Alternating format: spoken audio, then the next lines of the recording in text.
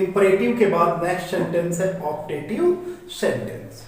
यहां थोड़ा हमें ये जानना होगा कि ऑप्टेटिव सेंटेंस में जो वाक्य होते हैं हम कैसे पहचाने कि ऑप्टेटिव सेंटेंस में है। तो देखिए, जो ऑप्टेटिव सेंटेंस के वाक्य हैं, ऐसे वाक्य में कामना, आशीर्वाद, शाम का भाव होता है। इसमें विश, ब्लेस और कर्स, ऐसे वाक्य जिसमें विश, ब्लेस या कर्स का भाव हो, वो वाक्य ऑप्टेटिव सेंटेंस के अंतर्गत रखे जाते हैं। इनके जो वाक्य शुरू होते हैं वो वाक्य में से शुरू होता है, और में से शुरू होने वाले वाक्य में इंटरजेक्शन मार्क लगा हुआ होता है। ध्यान रखना, ये सबसे बड़ी पहचान है। अगर वाक्य में से शुरू है और इंटरजेक्शन मार्क की जगह पे क्वेश्चन मार्क दिया हुआ है तो वो ऑप्टेटिव नहीं होगा, वो इंट्रोगेटिव हो जाएगा। जैसे क्लास में जाते समय बच्चे कई बार पूछते हैं, हमेशा ही पूछते हैं, मे आई कम इन सर, मे आई कम इन सर। ये वाक्य इंट्रोगेटिव है। तो ध्यान रखना है ये कि वाक्य में से तो शुरू होगा, लेकिन वाक्य में इंटरजेक्शन मार्क दिया हुआ होगा। देखते हैं एग्जाम्पल।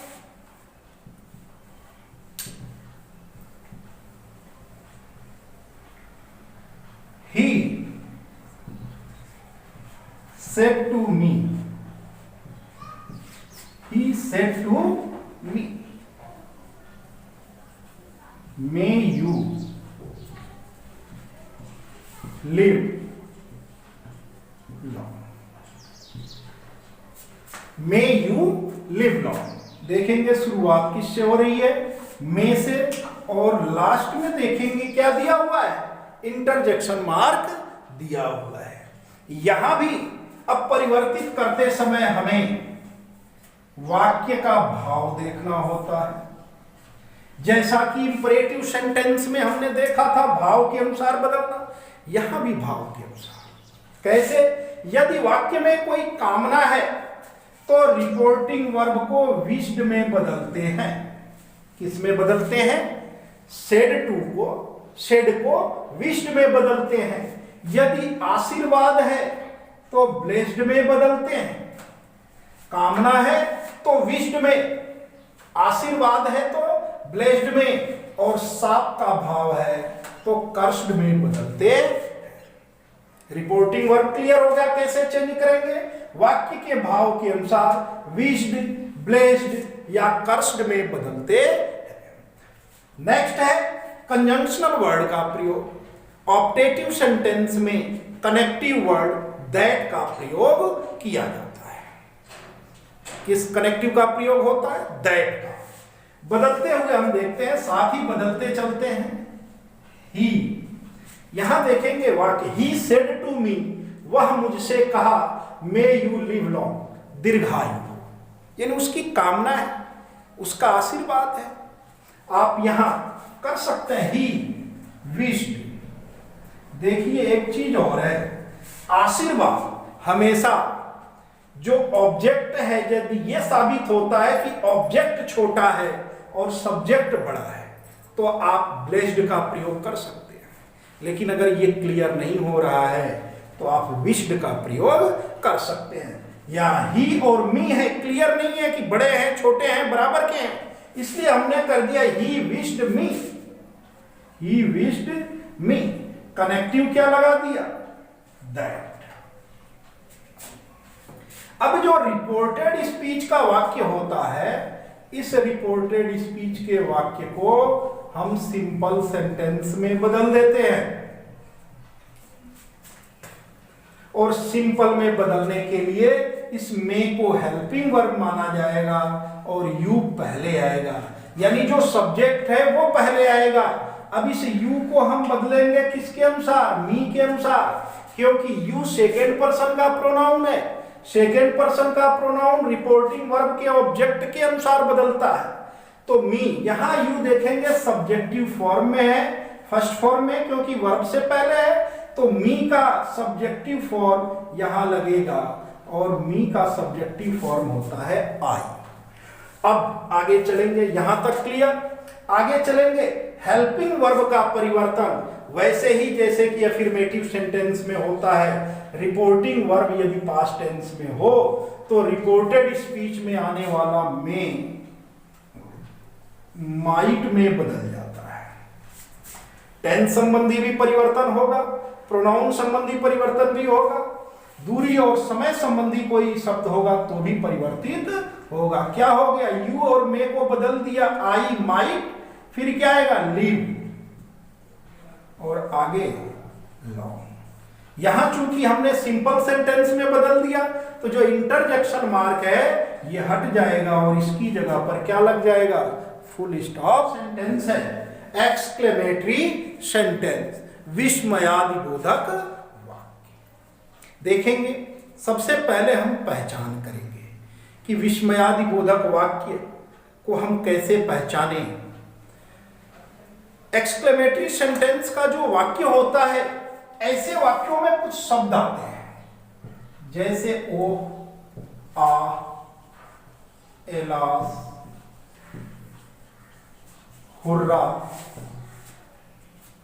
वा, how.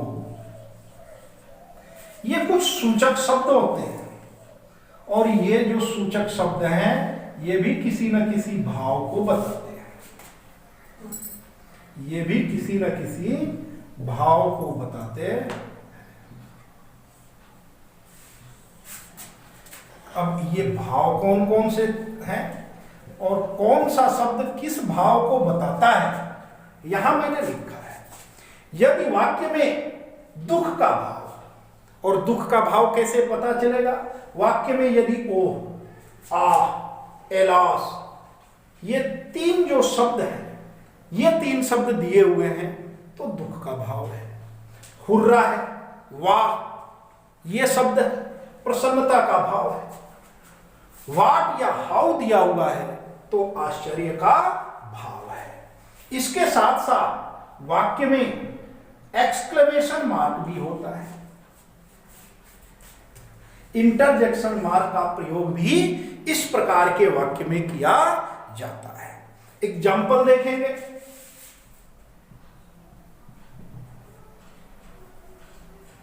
Rakesh said to his mother, Rakesh said to his mother, ओह, आई है lost my purse, आई है lost my purse। अब देखेंगे इसमें सूचक शब्द है ओ और साथ में लगा हुआ है एक्सक्लेमेशन मार्क। इससे हमें पता चलेगा कि यह वाक्य एक्सक्लेमेटरी सेंटेंस में पहचान हो गया। आगे चलते हैं कि इनडायरेक्ट स्पीच में हम बदलेंगे कैसे। तो देखिए, बदलने के लिए यहां भी वाक्य के भाव के अनुसार रिपोर्टिंग वर्ब को बदले। जो फर्स्ट चेंजिंग होगी रिपोर्टिंग वर्ब की होगी और रिपोर्टिंग वर्ब वाक्य के भाव के अनुसार बदलता है। और भाव के अनुसार कैसे? यदि दुख का भाव है, जैसा कि मैंने शब्द ऊपर लिखा है, यदि दुख का भाव है तो आपको लिखना है exclaimed with sorrow. Exclaimed with sorrow में बदलना है। यदि प्रसन्नता सूचक कोई शब्द है तो आप कैसे बदलेंगे? तो एक्सक्लेम्ड विद जॉय में बदलेंगे। किस में बदलेंगे? एक्सक्लेम्ड विद जॉय में बदलेंगे। और यदि आश्चर्य का भाव है, यदि सरप्राइज है तो कैसे बदलेंगे? एक्सक्लेम। यहां देखिए इसका मतलब ऊपर लिखा हुआ exclaim with surprise, exclaimed with surprise में बदल देते। सबसे पहले रिपोर्टिंग वर्ब का परिवर्तन, इस प्रकार से वाक्य को हम बदलते हुए चलेंगे और देखेंगे कि इस वाक्य में ओह शब्द का प्रयोग है, इसका मतलब दुख का भाव है। तो क्या करेंगे हम? राकेश एक्सक्लेम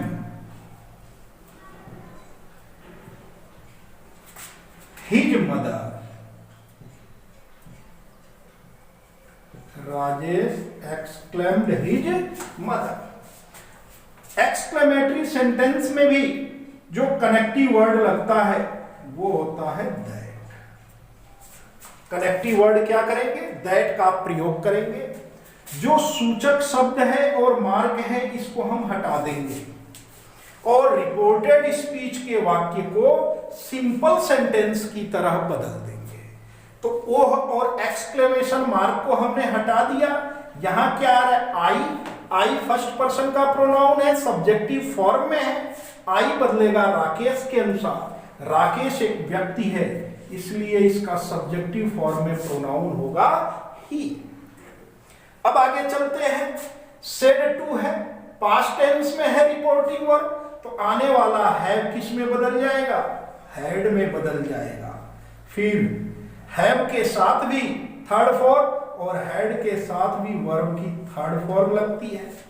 फिर चलेंगे, प्रोनाउन आ गया माई, फर्स्ट पर्सन का प्रोनाउन, पजेसिव फॉर्म। माई बदलेगा राकेश के अनुसार, इसके लिए प्रोनाउन क्या है? ही का पजेसिव फॉर्म क्या होगा?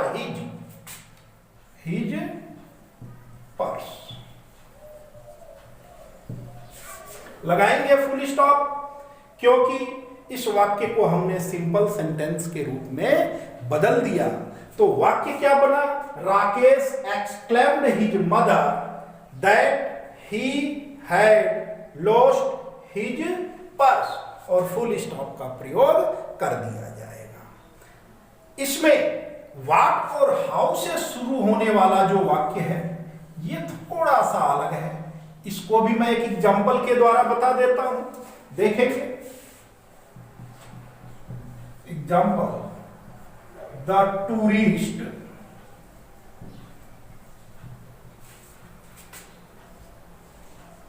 said to the guide, comma, inverted comma, how beautiful is the Taj, how beautiful is the ताज। ये देखेंगे ये वाक्य शुरू हो रहा है हाउ से। हाउ या व्हाट से अगर वाक्य शुरू हो रहा है तो वाक्य में आश्चर्य का भाव है। बदलेंगे तो ये कैसे होगा? The tourist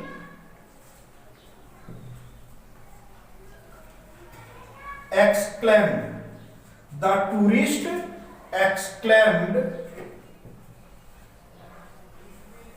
with surprise, the tourist exclaimed with surprise the guide।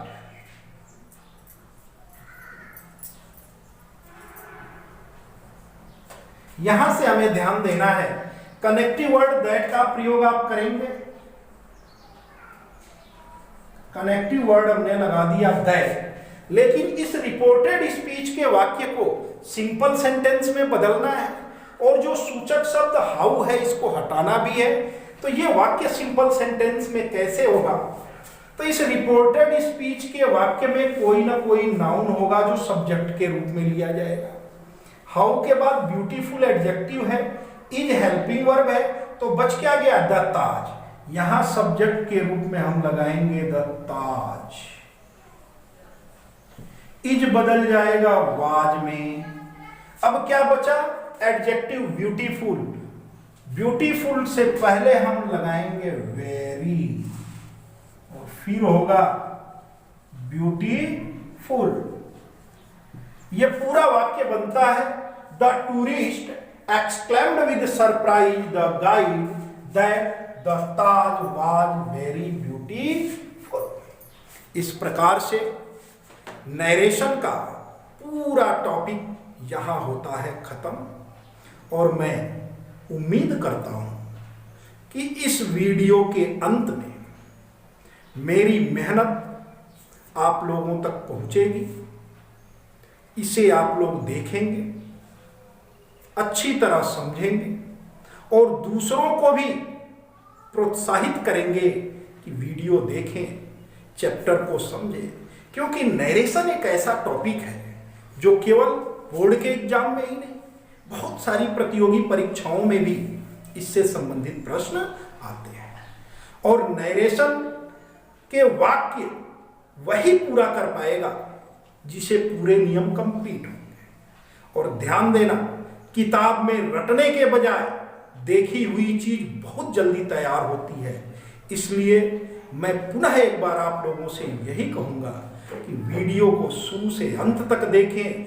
अगर आपको कहीं कमी भी महसूस होती है, नियम में तो महसूस नहीं होगी, लेकिन मेरी लिखावट, मेरे प्रेजेंटेशन या मेरे कहने में यदि आपको कहीं कोई कमी भी महसूस होती है तो आप लोग कमेंट के द्वारा मेरा हौसला बढ़ाएं, ताकि दिन प्रतिदिन आने वाले जो वीडियो हैं उनमें मैं सुधार करते चलूं। और सबसे अंतिम और मुख्य बात, वीडियो को देखें, लाइक, शेयर और सब्सक्राइब जरूर करें। आगे हम फिर पढ़ेंगे English grammar with Shukla classes.